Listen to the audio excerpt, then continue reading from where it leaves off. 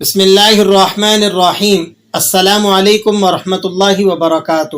محترم سامعین، آج کی تجوید کلاس میں ہم نے پڑھنا ہے قرآن کریم کے ان 4 الفاظ کے بارے میں کہ جو لکھے صاد سے ہوئے ہیں مگر ان پر سین بھی لکھا ہوا ہے۔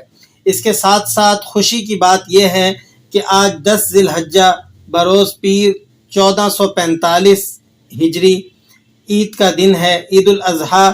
تمام امت اسلامیہ کو میری طرف سے نیک تمناؤں کے ساتھ بہت بہت مبارک ہو۔ عید الاضحیٰ اور فلسفہ قربانی، قرآن کریم کہتا ہے قل ان صلاتی و نسکی و محیای و مماتی للہ رب العالمین۔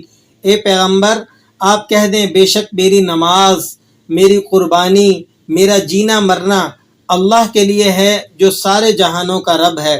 ہر سال مسلمانان عالم کروڑوں جانوروں کی قربانی کر کے جان نثاری کے اس بے نظیر واقعے کی یاد تازہ کرتے ہیں جو آج سے تقریباً 5,500 سال قبل عرب کی سرزمین میں اللہ کے گھر کے پاس پیش آیا تھا۔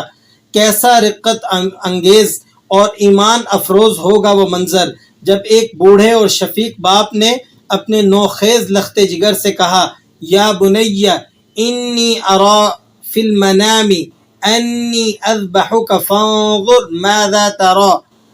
اے پیارے بیٹے، میں نے خواب میں دیکھا ہے کہ میں تجھے ذبح کر رہا ہوں، بتا تیری کیا رائے ہے؟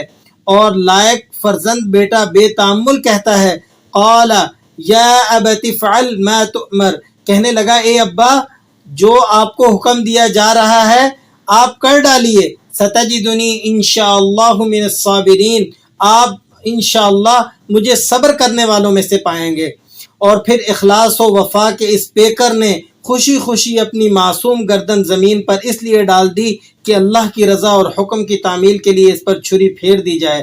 ایک ضعیف اور رحم دل باپ نے اپنے محبوب لخت جگر کے سینے پر گھٹنا ٹیک کر اس کی معصوم گردن پر اس لیے چھری پھیر دینے کا ارادہ کر لیا کہ اس کے رب کی مرضی اور حکم یہی ہے۔ اطاعت و فرما برداری کا یہ بے نظیر منظر دیکھ کر رحمت خداوندی جوش میں آ جاتی ہے اور ندا آتی ہے وَنَادَيْنَاهُ أَن يَا إِبْرَاهِيمُ، اور ہم نے انہیں آواز دی کہ اے ابراہیم قد صدقت الرؤیا، بے شک تم نے اپنا خواب سچ کر دکھایا، اِنَّا كَذَلِكَ نَجْزِي الْمُحْسِنِينَ، ہم وفادار بندوں کو ایسے ہی جزا دیتے ہیں۔ یقیناً یہ ایک کھلی آزمائش ہے۔ تو یہ تھا قربانی کا فلسفہ، اور مسلمان جو یہ قربانی کرتے ہیں اللہ کی راہ میں، اس کو جو ہے کس کی یاد میں تازہ کرتے ہیں، یہ بات ہمیں تھوڑی سی سمجھ میں آ جانی چاہیے۔ چلیں اب سبق کو شروع کر لیتے ہیں تاکہ ہمارا جو ایک مشن ہے اس کے اندر جو ہے ناغہ بھی نہ آئے اور وہ بلا جو ہے تعطل ہمارا سبق چلتا رہے۔ تو تجوید کلاس میں چل کر اپنے سبق کو شروع کر لیتے ہیں۔ آج کا سبق ان 4 الفاظ کے حوالے سے ہے کہ جو قرآن کریم میں صاد سے لکھے ہوئے ہیں لیکن ہم انہیں کسی جگہ پر سین سے ادا کرتے ہیں اور کسی جگہ صاد سے ادا کرتے ہیں۔ تو قرآن پاک میں ایسے کل 4 الفاظ ہیں۔ کون کون سے ہیں وہ آپ کی اسکرین پر اوپن ہیں، آپ کو نظر آ رہے ہوں گے۔ تو چلیں نمبر وائز ان کو چل کر دیکھ لیتے ہیں۔ سب سے پہلے یہ دیکھیں کہ جو 2 الفاظ ہیں، ایک سورہ بقرہ میں ہے اور ایک سورہ اعراف میں ہے۔ وَيَبْسُطُ، اسی طرح بَسْطَةً، یہ 2 الفاظ جو ہیں سورہ بقرہ اور سورہ اعراف والے، ان پہلے 2 الفاظ میں آپ نے ان کو صرف سین سے ادا کرنا ہے، صاد سے ادا نہیں کرنا۔